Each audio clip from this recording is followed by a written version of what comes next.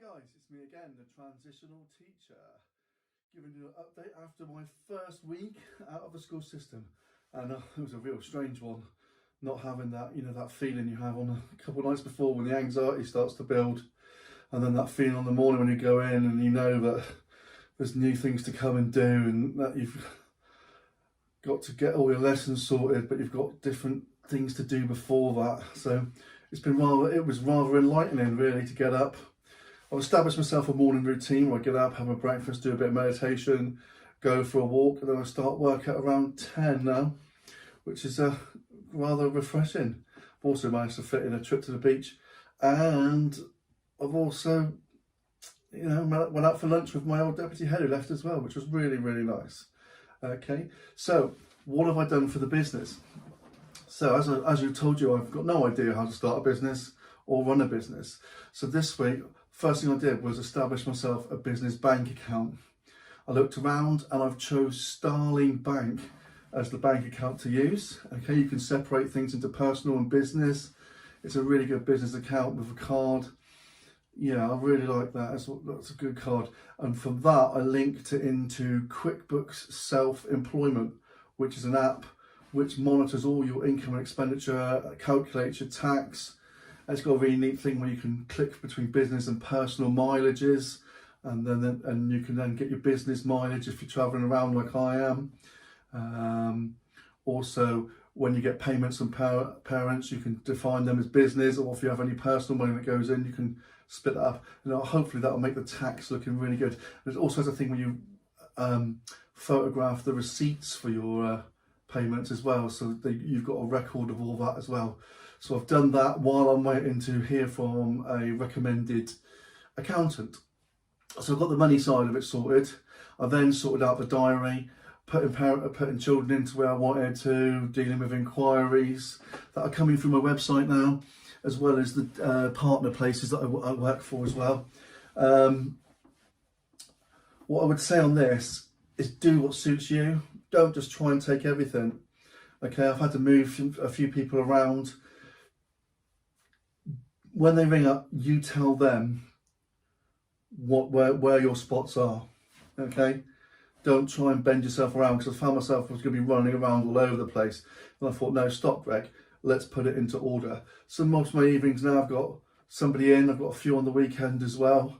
So my client base is starting to build, and I'm also working on another project with another teacher to do groups as well, because I feel like if we group it up, we can make our money a bit quicker and help more of these children really that are back.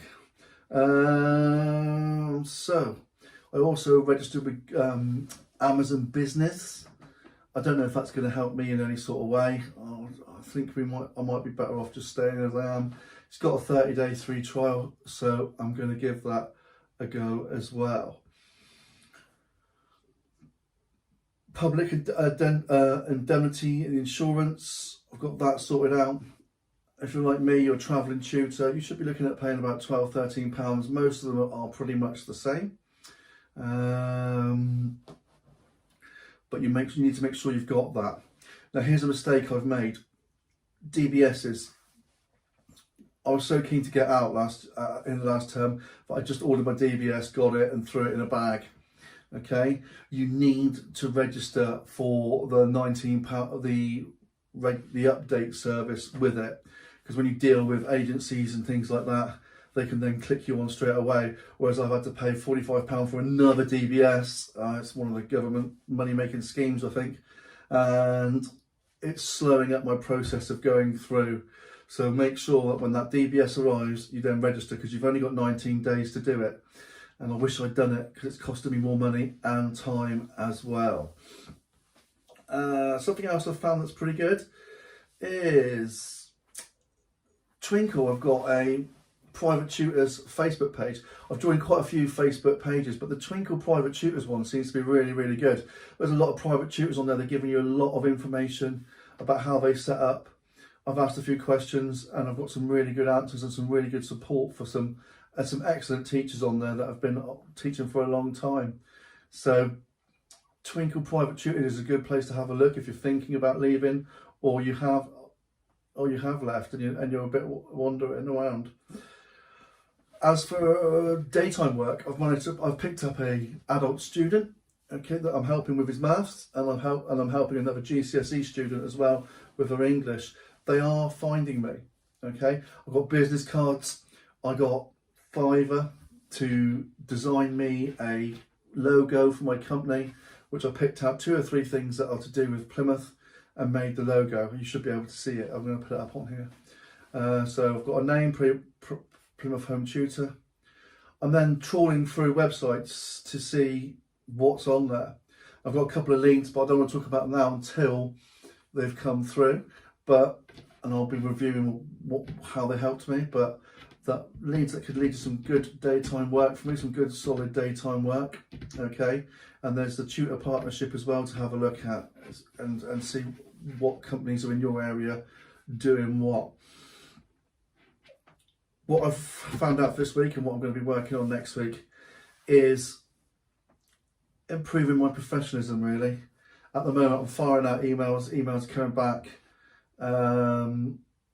I need proper documentation, proper receipts for to really up level and make me feel like a professional business. At the moment, I feel like I'm just flying around, picking bits up here and there.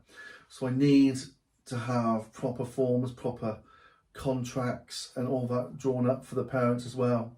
Okay, and one thing you do when you contact your parents and I got to chase all this up now because I didn't do it, is make sure you tell them to pay before the lesson.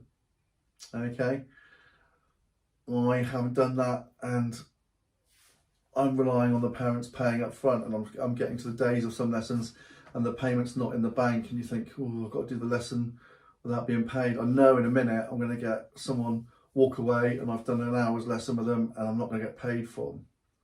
So make sure that's stipulated right at the start. Okay, so where I'm going to be next week, this week I've got interviews coming up to get a couple of possible things. I've also contacted my local council to see if they've got anything going. Don't know. See if I can build up. I've got Thursday nailed down now. Just need to get some more bits and bobs in the day. I've joined Twinkle Resources. I'm using CGP books as well for the children to work through for their homework. I do like CGP. I bought as much of it as I possibly can so that I've got a reference and I can build my sessions around that. But I'm alive. I've been paid for some lessons. I've got some money in the bank. In fact, I went out and bought myself a new printer so I can print off my own resources and start up-leveling my game in the tutoring world as well. And so I'm starting to up-level that. I've got my laminator come in and my, all the teacher things that you need. I'm going to buy them all out right at the start, and then everything else will be the money I've got to live on while I'm still surviving on my final wage from teaching. One point I did think about leaving in January is you get that council tax break as well, so you won't need so much money for the next couple of months, so you've got time to build things up. Anyway, that's me, the transitional teacher, week 1, still alive, okay? A massive relief not having to go back into school, okay? All that stress, all that fear of marking, etc., all gone, okay? No coming into some weird and wonderful scheme that's going to take up 4 or 5 hours of your life. I thought it would be a slow start. It picked up towards the end of the week and people started asking for things. And at the moment, I'm doing all right. So we'll see in week 2 if that continues. Thank you very much for everybody who's watched my video. Thank you for everybody who's liked and subscribed. Please like and subscribe because it shows me that my work's getting out there. I hope this is a help to you. Okay. It's a really big step and I'm glad I'm taking it for some of you, and I hope it brings some of you some hope that if you are at that stage where burnout is on the line, there is a new thing. All I can tell you is I've never smiled so much in the first week of term. So that's always a good thing, isn't it? Okay, the money will come later. It will come. Everything will come to you if you do it right. That's what I think. So next week, I'll let you know I'm getting on my forms. I'll let you know how my interviews go. I'll let you know where we are.